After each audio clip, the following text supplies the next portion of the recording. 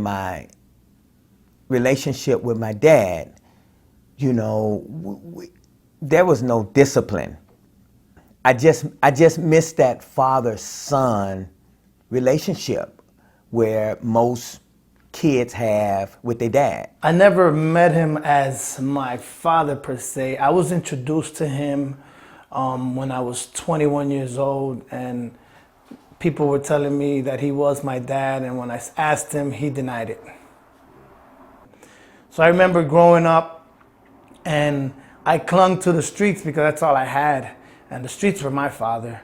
My father would beat on my mom regularly. They would have people over the house, partying, drinking, listening to music, and they left me and my brother, just let us be by ourselves. I didn't understand what care and compassion. I hadn't been taught any of those things. I hadn't witnessed any of those things. So I was unfamiliar with how I should feel. So I just felt numb, like, okay, so what? She dead? She dead. He dead? He dead.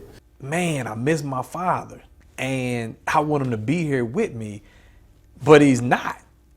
And it was just this emptiness of him not being there. And then in some weird way, in a 15-year-old person's mind, I just thought, if I became him, literally became him, then I would feel like he's with me. Like I would kind of be him, and it make me feel close to him. So I remember I would start dressing like he dressed, acted how he acted. I started using drugs and alcohol. And I just really didn't even care about anybody, including myself. I wanted a father to be able to discipline me and say, look, this is the wrong way to go. I desired to have a father who would tell me that what I did was wrong. Let me try this out.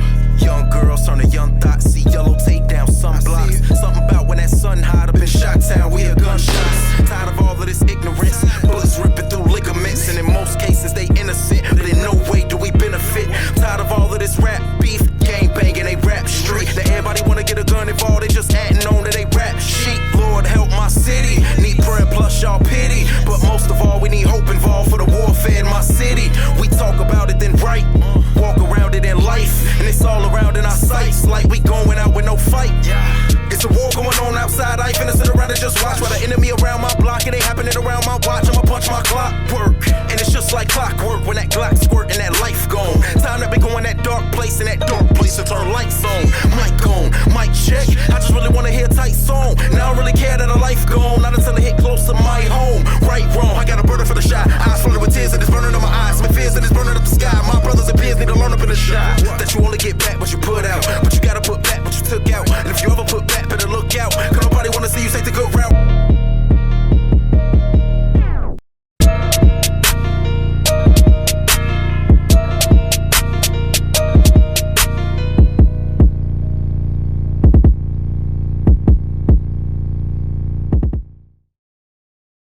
A real father shows their son that a husband and a father, a male, uses their strength to protect, not to intimidate. They use their strength to guard and to provide rather than to steal or criminalize. Real men are the roadmap that are absolutely essential for boys to follow.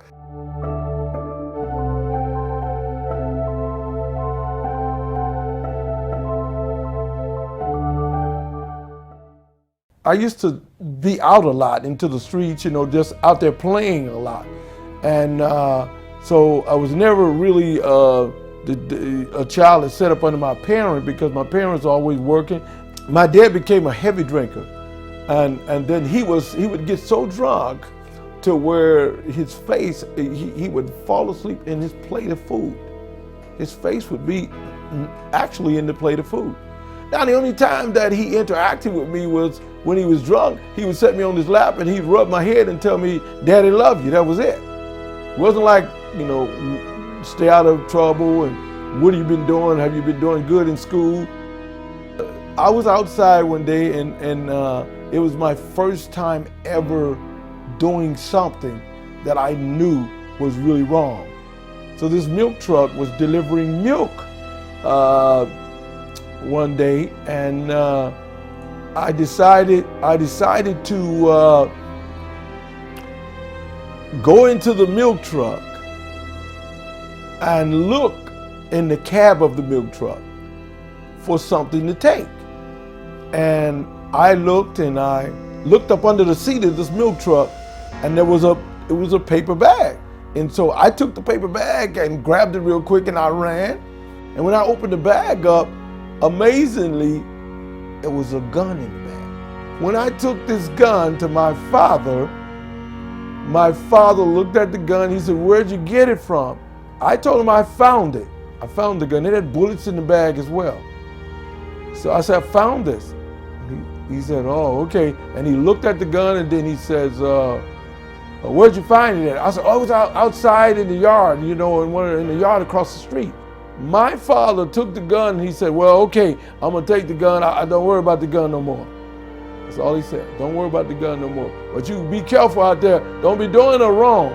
So from that point on, I figured that stealing was easy. It was an easy thing to steal. So I started stealing out of stores and stealing cakes and pies. My mother was white, my father was black. So definitely looking different than other people made me stand out, and that didn't turn out to be a good thing because a lot of kids picked on me a lot. They made fun of me, they would make fun of my mother when they would come around, and I didn't like that, so I get into a lot of disputes, which turned into fights, which mostly resulted in me getting beat up a lot. I really loved my father because he really had a lot of respect. I looked up to him, however, he was a very mean and stern person. He didn't play with anyone, and people would always say, Lewis, he wasn't no joke, because I'm a junior. And he would be very mean to my mother, mostly physical abuse, although some verbal abuse. And that translated into us, myself with being verbally abusive, physically abusive. And so I was afraid of him. So I tried to be good and not do bad. At 15 years old, he was murdered in a drug deal gone wrong. I knew that he was into stuff that was bad, but I didn't know really the magnitude of which he was involved in those things until that incident actually took place. And man, it kind of came out of nowhere. I came home from school one day, my mother was crying. I asked her, what had happened, and she told me, and it just devastated me. I remember running to my bedroom and jumping into bed crying, and I just remember saying, "God, I hate you." And I don't really know where that came from. I never went to church. I don't even know if I even really believed in God or something. I just had this hurt and this anger inside me, and I guess I kind of felt that I needed to find somebody to be mad at. My mom was an alcoholic and a drug user, and my father as well. My father would beat on my mom regularly. They would have people over the house, partying, drinking, listening to music. My mom passed away in my early teens, maybe 12 or 13. My dad died first from kidney and liver failure due to substance abuse. They was addicts, they shot. I just felt numb, okay, so what? She dead, he dead. They wasn't doing anything for me anyway. So I started just hanging out in the streets, stealing candy, doing things that I know I shouldn't do because I wanted what everybody else had. I was born in Chicago, Illinois, single mother, never knew my dad. Pretty much it was an affair that they hid, and they never wanted them to know about it. We pretty much had to look for the streets as our fun and games and entertainment. And my mom was in 2 abusive relationships, so that had its toll. And I clung to the streets because that's all I had. And the streets were my father. I remember, like I said, cutting school when I was a kid. My dad was an alcoholic, but he was a loving dad. He was there, but he wasn't there. There was no discipline. There really was no accountability, I started off, smoking marijuana in high school, and then also, maybe, drinking a little beer here and there. And it just pretty much escalated. I mean, again, I had never really gotten out there too bad during high school. My dad passed away back in 1985. I had just graduated out of high school, and I was in my first year in college. Without an available father or male figure in a boy's life, particularly for young men, they are much more likely to get involved early on in delinquent behavior, disruptive, antisocial behavior at school that escalates into minor criminal activity, drinking, use of drugs. And the gangs are well aware of this phenomenon. They have people who specifically are looking for 8 or 9-year-old boys who are lonely, angry, who have no father figure in their lives.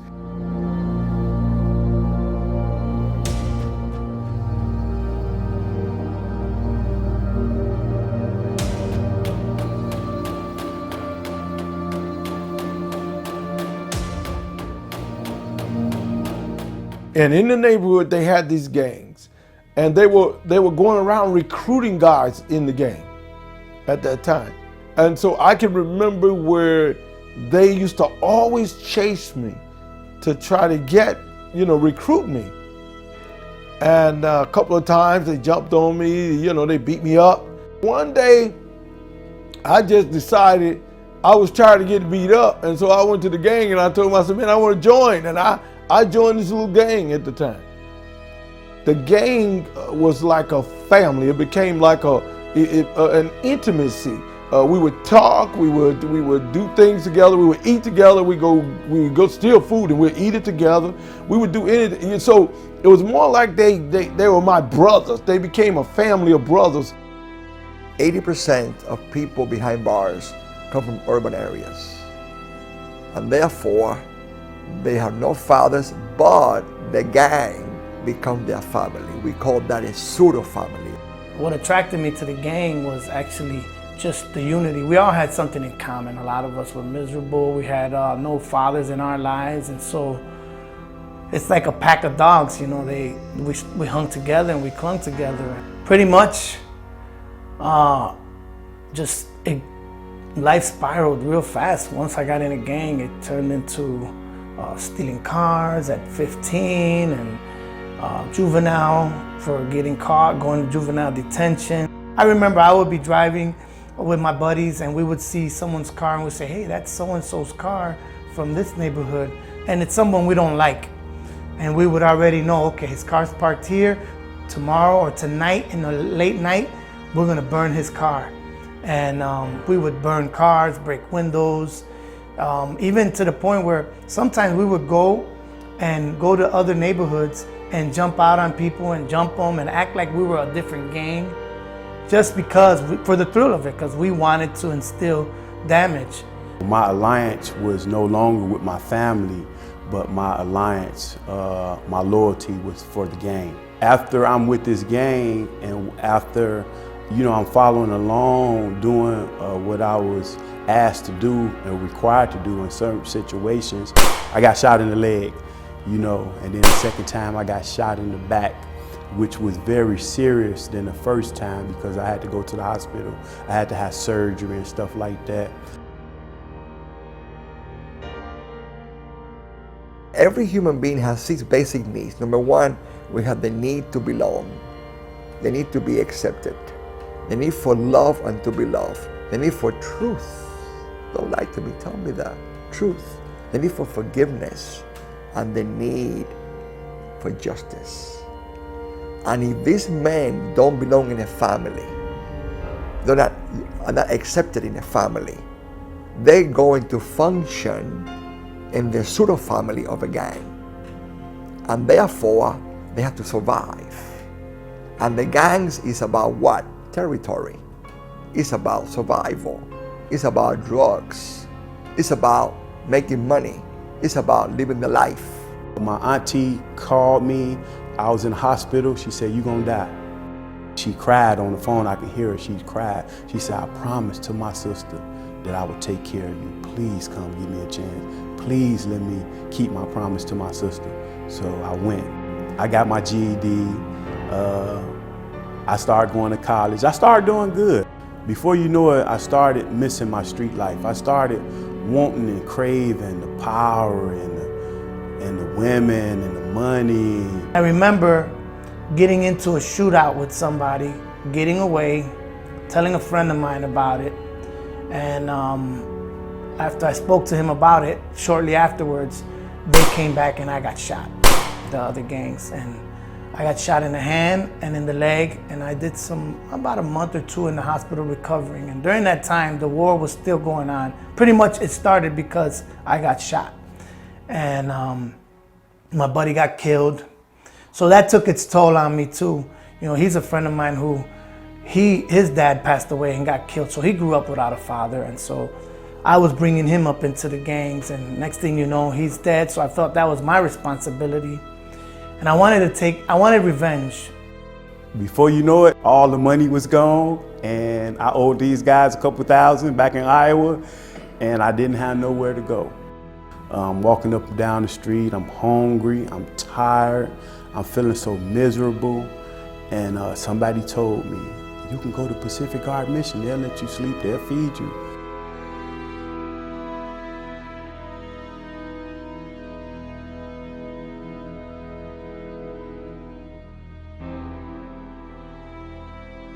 One day, I was in the day room, and I never forget it.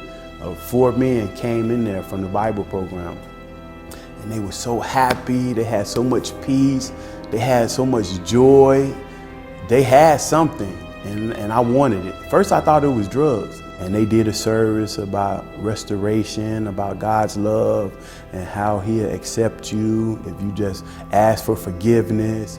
So I enlisted into the U.S. Army, and I did basic training. And while I was in basic training, my high school sweetheart and I decided that we would get married when I get out. And once I finished basic training and came back home, we decided to get married that following summer. And we were doing very well, living on the north side of Chicago, that I decided that I would, you know, kind of go back over on the west side, start hanging back over in the projects slowly but surely, start hanging with some of the guys that shouldn't have been hanging with, that was out there kind of doing some things that they shouldn't have been doing in terms of drugs. In the streets, I had gotten involved in a relationship. There was some infidelity there. I got involved in a relationship where I ended up having a child by another woman. One day I tried heroin, and when I first tried it, and you sniff it, you know, some people sniff it, some people shoot it, but I sniffed it and I could remember it kind of like burned my nostrils, and I'm like, oh my gosh. As I continued to go over and hang out, one thing led to another where I started using it again. And then eventually it got to a point where I had used it so much where I had developed a habit and I became addicted. After my father got killed and I tried to pick up the pieces of my life, things didn't go well. I went from being a person who was pretty good and really didn't get in a whole lot of trouble to being a person that didn't care anymore. And so I became a drug dealer. You know, I had started selling marijuana in school, using marijuana in school. I got to the point to where I couldn't buy all the things I wanted to buy with selling marijuana because I was smoking it all up. So I kind of graduated to selling crack cocaine. And so I was making thousands of dollars selling crack. I was able to buy, you know, big gold chains, cars, all the clothes I wanted. I could go to the clubs and have fun and just do all those kind of things. And you know, it just kind of spiraled out of control into a lot of violence taking place with me doing drive-by shootings. At 24, I became a Chicago police officer. So I served the police department for about 20 years. And during that time, I was a bivocational pastor. You know, these kids are trying to find acceptance in gangs, and they're making easy money selling drugs, and that's the appeal. and they're being raised by a single mother, sometimes as grandma, because mom is a teenage mother. They're out there on the street. To have a gun is cool. To be in a shooting is cool. To be chased by the police is cool. They don't really have a lot of respect for authority. They don't have a lot of respect for life. Where does that come from? I believe that comes from an absence of values that are instilled in the home. And the best way they're instilled is in a two-parent home. And seeing that dynamic, having a father, an authoritative figure in the home that's guiding them, that's showing them how to be a man, how to respect authority.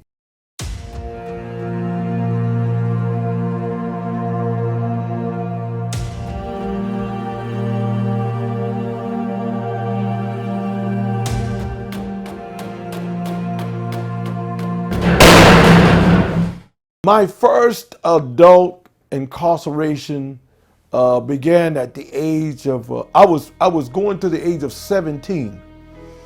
I was about 16 and a half, and I had committed a crime, I believe at that time was a armed robbery with an older gentleman. Statesville Penitentiary. Now, Statesville Penitentiary was a place, if you went, you had to really, and we call this, if you don't mind me using this term, you had to really gun up. Gun up means this here. You had to get your gloves together, put on gloves, get you some gloves.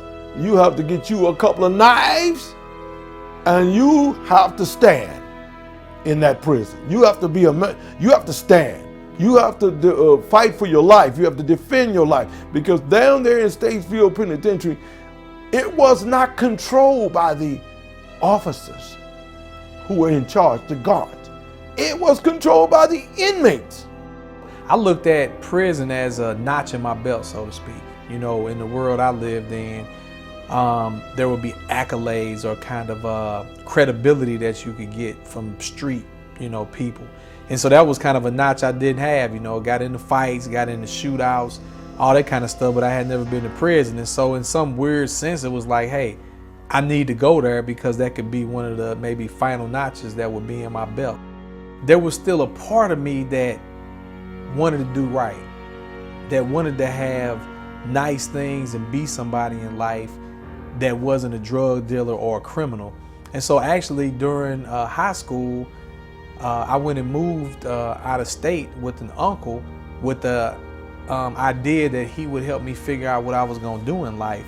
And didn't turn out that way. And I ended up getting involved with the same type of people that I was with and where I was from. So I ended up coming back, and that was kind of like my chance of saying, hey, let me see if I can go straight and do the right thing. But nothing panned out, and so I got back home, and then I went on just a super crime spree.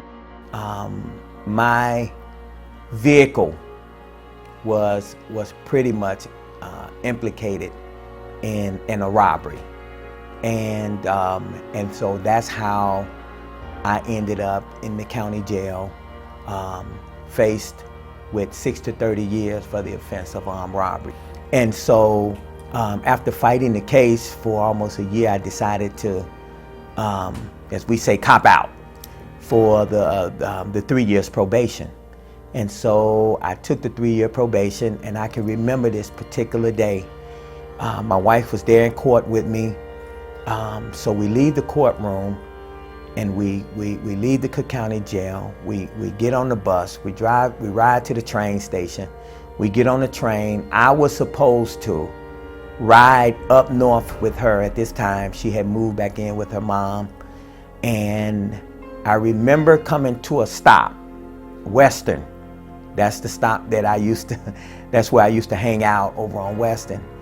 And so I remember coming to the stop at Western, and I just stood up and I told my wife, I said, I'll call you a little later. And she looked at me like, are you serious? And so I got off the train and I went right back over to the projects. And it was a week later that I ended up hanging with some more guys and driving a vehicle. We had went out to try to get some money to support our habit. And it was there that I ended up getting caught up in another robbery. It was a high-speed chase, and I thought I had gotten away, had the police behind me, and really thought I had gotten away. But I was driving the car, stopped the car, got out of the car was still going, and I think it ran into a fence and all this stuff. And I remember going into a store, and while I was in the store, I can hear sirens, I can hear everything. And all of a sudden, everything died down. So I stood in the store, I stayed in the store, I would say, for about, 3 or 4 minutes.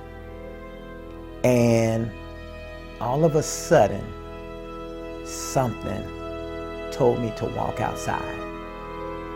And in my mind, now as I look back, and I've always said this, that at that particular time, I feel that was God. I feel that was the presence of God, the sovereignty of God, saying, that's it, enough is enough. And so I went down to the station, got in the lineup, this guy pointed me right out, and there I go, headed to the county jail. I wanted revenge. So I got out of the hospital, and when I got shot because I ran out of bullets. So I didn't want that to happen no more. And I remember saying, well, I'm gonna buy 2 guns, and I'll keep one on me, and when I'm walking with somebody, I let them hold the other one just to be safe. And as I was healing and recuperating, and I couldn't run, I was still walking with a cane. I ran into one of the guys who was involved in my shooting. I shot him 5 times, and shortly afterwards, they pronounced him dead at the hospital, and the cops were looking for me. And it's funny because he was his only witness, but what happened was the cops actually grabbed one of the guys from my neighborhood, and instead of being a stand-up guy, he actually ratted me out. And so once I knew that the cops were looking for me, it was over with for me. I had to leave the neighborhood, and Chicago wasn't an option no more. So I fled, and I ended up from to Ohio, to Florida, Puerto Rico, Ohio, back to Florida. For about 11 months, I was a fugitive. Chicago right now has the reputation of violence. We are one of the most violent cities in the country. And a lot of the violence, a lot of the shootings are happening in neighborhoods, from what I understand, in neighborhoods where there's a lot of fatherlessness. I believe that these kids in these troubled neighborhoods, I believe some of them are crying out. And what they're crying out is for attention. They're crying out for acceptance. I had a child on the way from a previous relationship, and so this will be my firstborn. It was my son. And I'll tell you, that was crazy because I grew up without a father, and knowing who my real father was, I found out he grew up without a father, and now I'm gonna have a son who's gonna grow up without a father. And I didn't want that to happen, so that's pretty much how I ended up getting caught, because I tried to keep a relationship with him on the run for murder. I got flown over to Chicago, ended up in the Cook County Jail, and that's another chapter in my life that was the worst chapter in my life. I was sent back to prison, and I pleaded guilty to a lesser charge, and I believe I received for that charge like 7 years, if I'm correct, 7 years. I went to prison after that, done I think about 3.5 or almost 4 years on the 7 years. When I went down on that charge, I went to Pontiac prison. And Pontiac was it was a very notorious prison. They call it the Thunderdome. It was a prison where lots of murders took place and everything. At 19 years old, I found myself in a courtroom being convicted after 3 days of trial for attempted murder and first-degree armed robbery and sentenced life and 100 years. I remember when that happened, they came and slapped the cuffs on, took me out into the hallway, and they put me at a desk and I sat down, and I remember sitting down and just crying, like crying harder than I had in quite a while. And the fulfillment that I thought I would find in becoming like my father and doing the things that I saw he do and the things I suspected he didn't fulfill anything. While I was thinking that way, I just started contemplating suicide. I mean, I really felt 19 years old. I don't want to spend the rest of my life in prison. I want to do the right thing. I want to pick back up where I left off, where I wanted to be an attorney and have a good life and people to like me and me to do good things and all those things that I was taught. I wanted to be that person, but I felt like it was too late. It was all gone. I had basically threw my life away, and because of that, I just wanted to blow my brains out.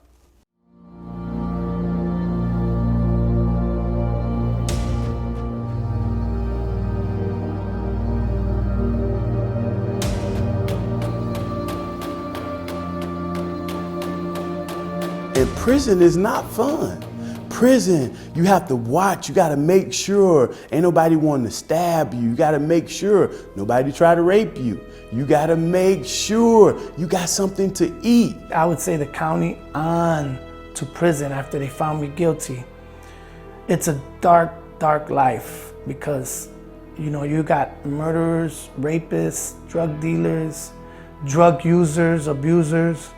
Imagine in prison where you're around killers, you're around robbers, you're around muggers, you're around all the people that you don't want to be around. Guys were getting stabbed multiple times on the yard, and when we go out to recreation, guys were getting stabbed, thrown off of 4-tier galleries. A head would just bust wide open, and it was terrible. I would always speak these curses, like, if I ever see this one person, I'm gonna try to kill him. I'm gonna try to do this and that. And one of them was the guy that actually killed a friend of mine. So I had favor in the prison, so I wanted this guy, and we got into a big fight, just me and him, and it got really bad where we ended up going to segregation, which is like a prison in the prison. He actually witnessed to me, believe it or not. He actually shared the word with me. The county jail was rough. People will literally cop out just to go to prison because the county was just that bad. A lot of people don't understand the magnitude of how prison is. It's the freedom, man. It's the freedom, and that's what really hurt me the most. That I lost my freedom.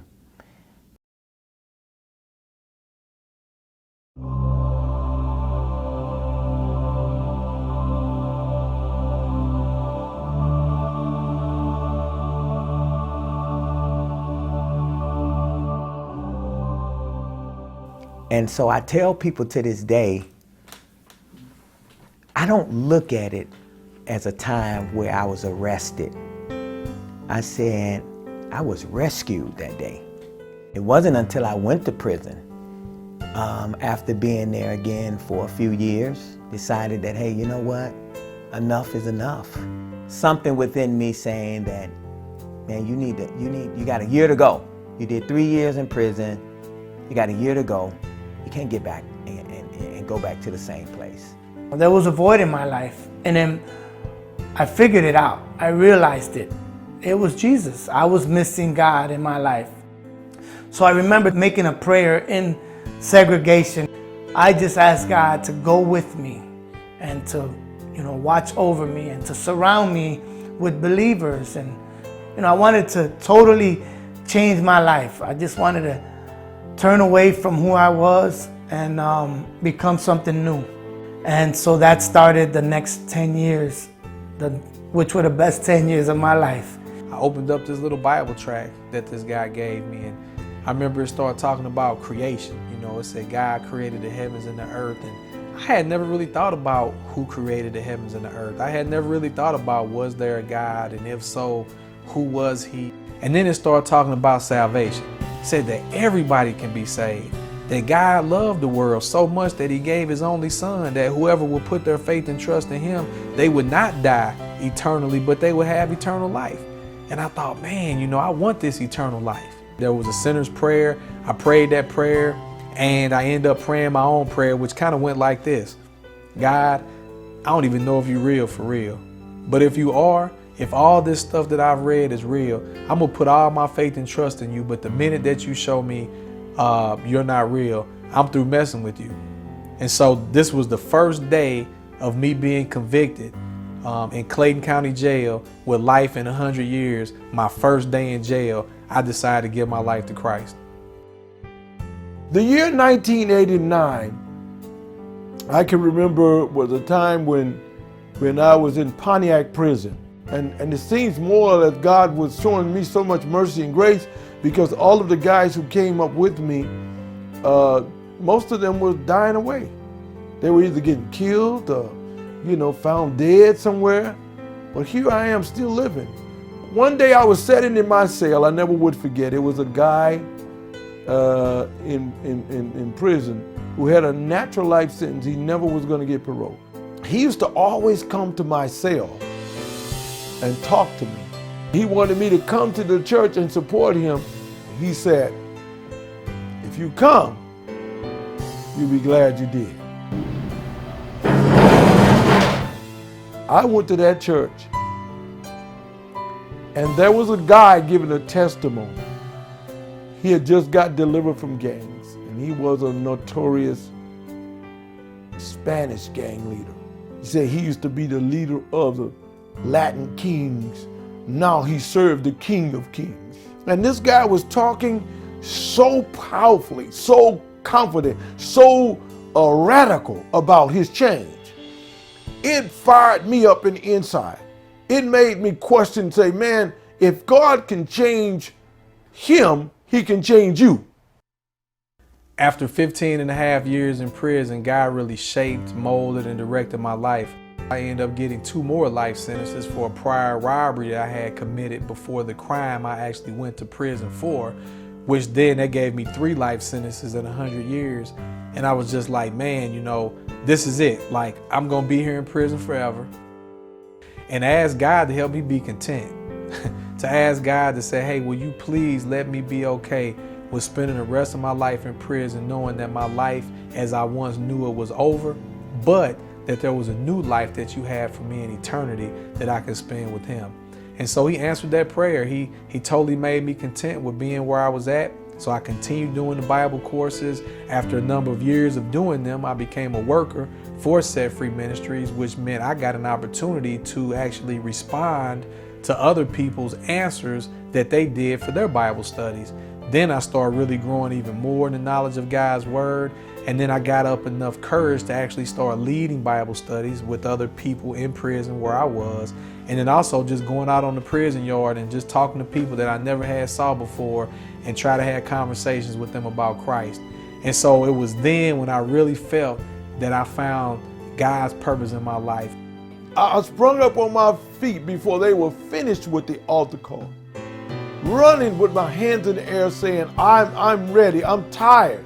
I'm tired. That's all I can say is I'm tired. I'm ready, me. And the guy was like, he wasn't even done with the altar call. And from that day forward, that's when I accepted the Lord Jesus Christ. People from outside of the prison would come in and freely spend time, voluntarily by the way, and share fellowship with us, share the word with us. I was raised with bitterness and rage and anger. And God was showing me the root of it. And God reminded me that if you want to be truly forgiven, and I've done some things, I was in jail for murder, that if you really want to be forgiven, you have to forgive. And so that's when I was saying, okay, Lord, I release that unto you. Show me how to forgive. And so no longer am I mad at the abusive men in my mother's life, or my mom for the way she raised me, even though times were tough.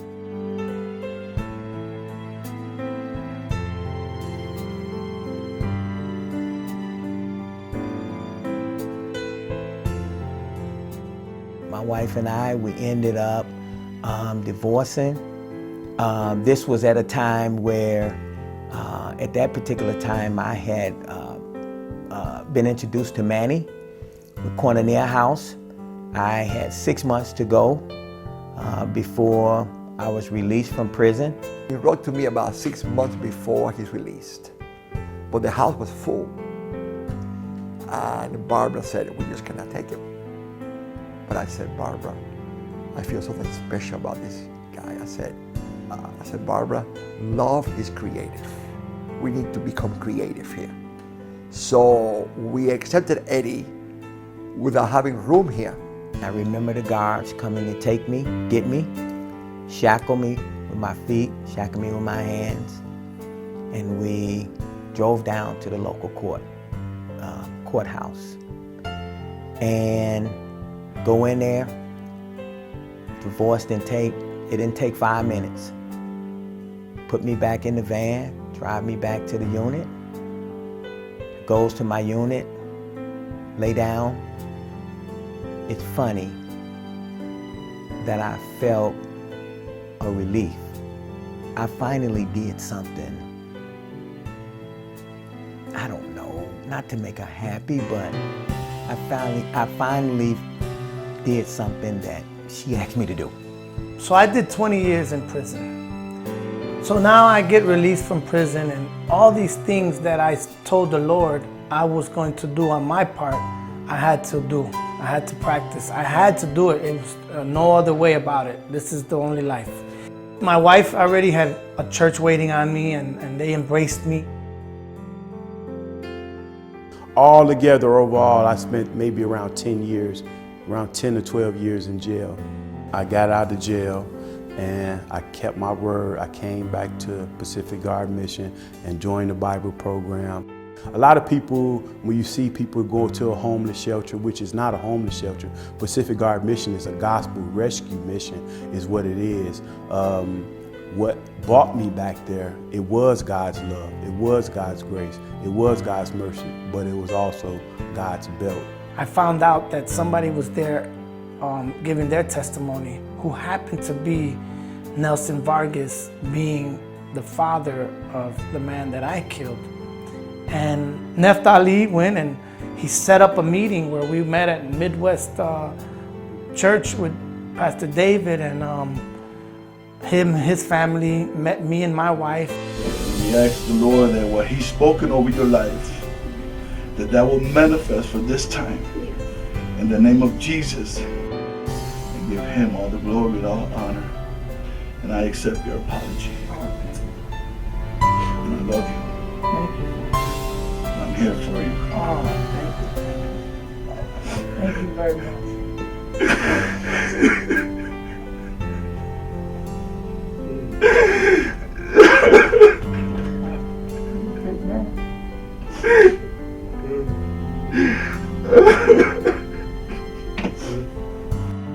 He forgave me, and this is something that was in my heart for the last 10 years in prison.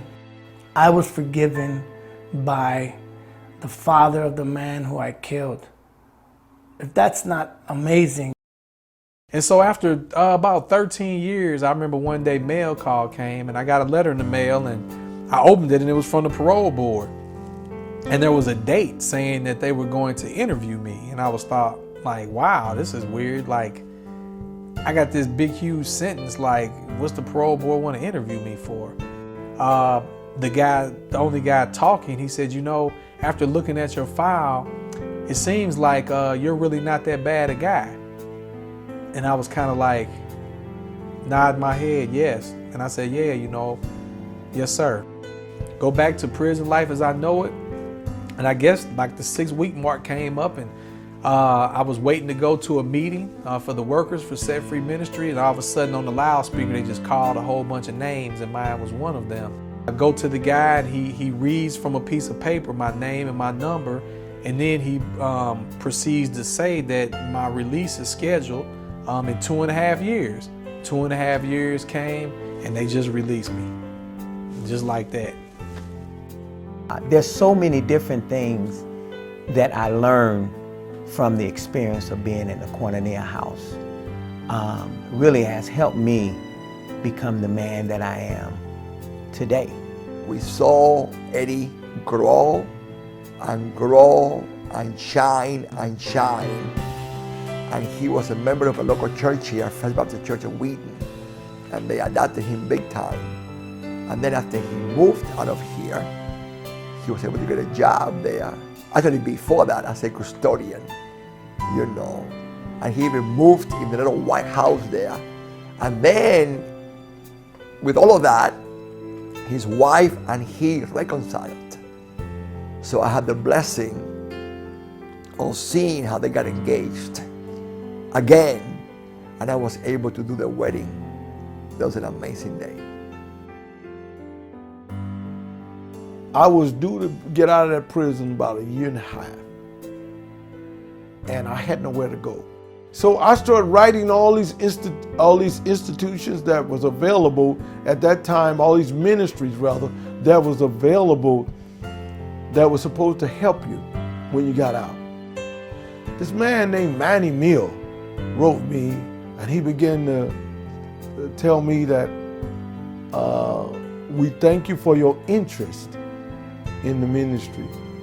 We are a young ministry, and we love to help men who are being released from prison, trying to help you stay out. And he said, I'd like to come and visit you if I can. I was like, wow, okay, that's good. And we met at East Moline Prison in East Moline, Illinois. And there was Leslie, newly converted to Jesus, full of vigor and passion. We were in that visiting room, and we had that visiting room fired up with the Lord. He was talking to me about Jesus. I was talking to him about the Lord and my conversion, and he was so excited. I was able to teach him and to disciple him. He did well. He graduated from the ministry, from the house, and that was back in '92. That was almost 25 years ago.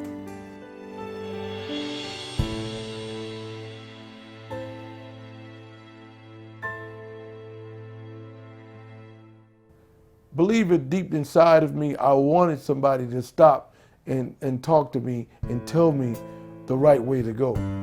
I wanted a father to be able to discipline me and say, look, this is the wrong way to go.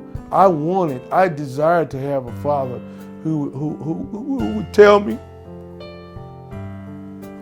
that what I did was wrong.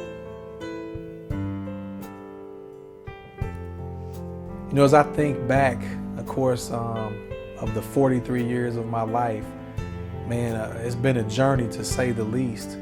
Desiring to get that acceptance for my father, and then that being just kind of taken away from me all of a sudden.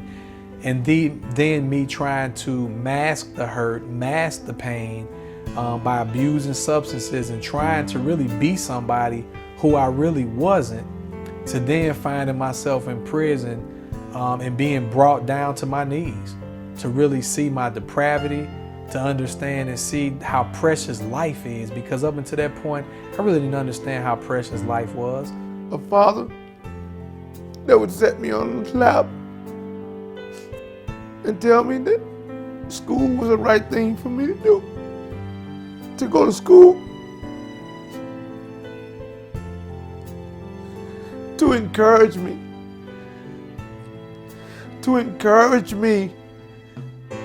to go to school, to be something.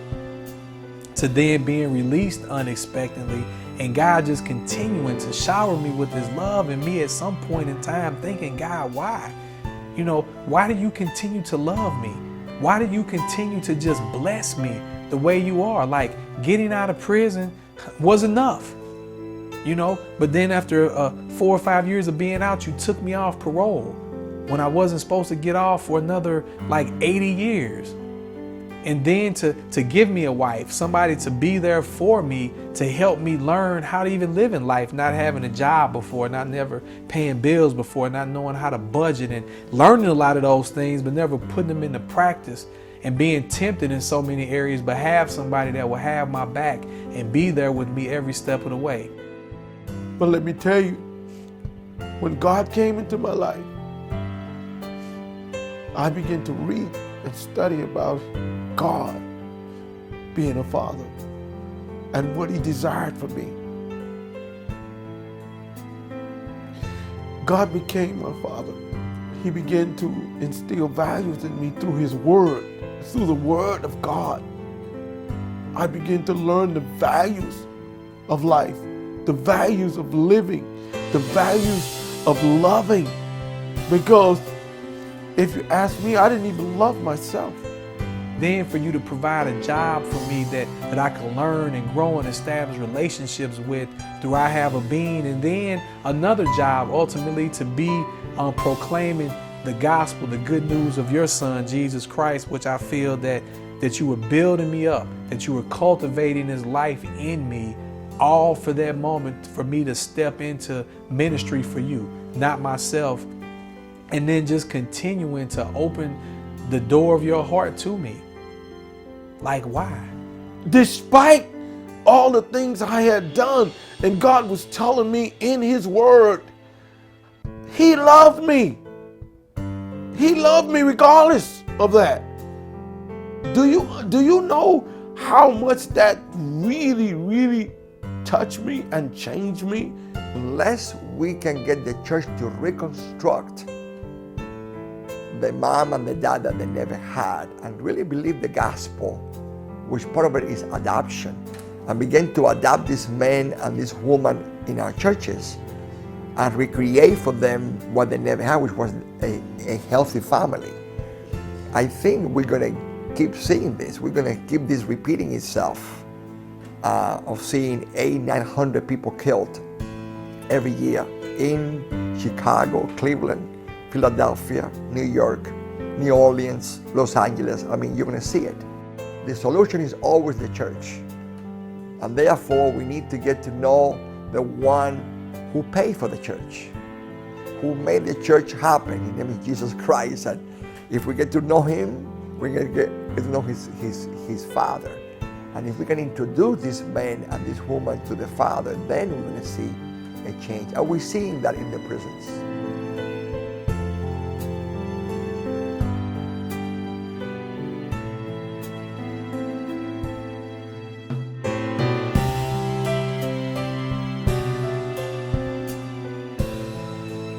People are now embracing me, and now what I want to do is show people getting out, prepare the way for them so they can have a church, because people will be coming home from prison, and what better place to be accepted and embraced than the church?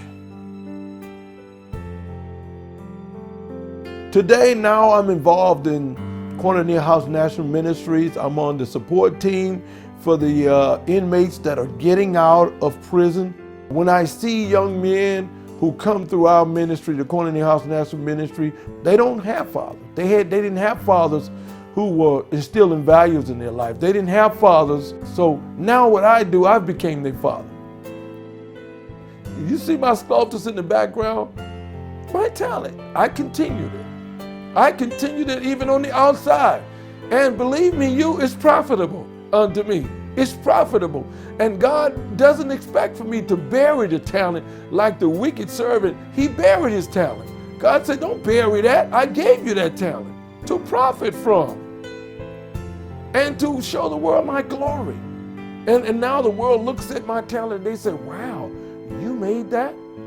You did that? That's amazing. There's so many men in the prisons that's fathers that has kids out here. I mean, and it's so sad. It's so sad because what end up happening is, you know, without having a father out here to teach them, to guide them, to lead them, to direct them, what do we think gonna happen? They're gonna end up going down the same road as their father did. So I try to teach them or talk to them and challenge them that, you know, these are the things that you must do if you don't want to see your kids, you know, back, come to this same place where you at. Because a lot of you guys going to get out. And the question is, what are you going to do?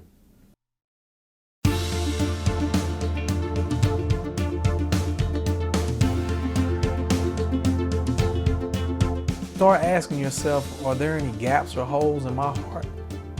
What are my desires? What is my purpose here on this earth even? If you really start asking those questions and you really start seeking God, God will begin revealing himself to you. Place your faith and trust in Christ. He won't fail you. He will mend all your wounds. He'll fix that broken heart that you have, and he'll give you everything that you need. And sometimes, not just sometimes, a lot of times, he'll even give you things that you want because he's a good, good father. I would tell him about Jesus Christ. I would tell him about God. That this is a father that really, really, really loves you. You cannot change your ancestors, but you can change your descendants. You cannot change what happened in your past, but you can change what happens in your future. And you can be the individual that breaks the cycle of fatherless homes in your family, in your community. You can be the individual who decides to set a different example, plot a different course, as difficult as that might be. And to do that, you are going to need mentors. You are going to need role models. And let me encourage you to seek out a local church that preaches the gospel of Jesus Christ, where you can find available role models, deacons, elders, pastors, missionaries, apostles, others who can provide you with the attention and time to help you discover your way to manhood, to help confer upon you the gift of masculinity. I advise you to stay away from the gangs. And I know that that's easy for me to say. Let me now introduce you to God the Father. God says he will never leave you nor forsake you. He will provide for you if you seek his kingdom first and his righteousness. He promised that. He will not leave you homeless or fatherless. So turn away, turn around, go to a pastor. There are plenty of good people that you can go to in the church. Seek help, pray to God the Father. He's not going to abandon you, he's going to protect you. God has always been that father that I never really knew. Only 17 when my dad passed away. Needed him to come and somehow rescue me. Gone too far, I was way too high. Drunk out my mind on the day that he died. Thinking of myself and I never said goodbye. Took another hit like the birds I could fly. Showed no emotion, just held it all in. Deeper and deeper I sunk into my sin. No way out as far as I could see. Cried out, God, please rescue me. Son, take your time and know I'm right here. Step by step we gonna face your fear. Listen real close as I tell you what to do. And if you fall, son, I'ma catch you. Made it safe into my father's arms. His love rescued me when I'd gone too far.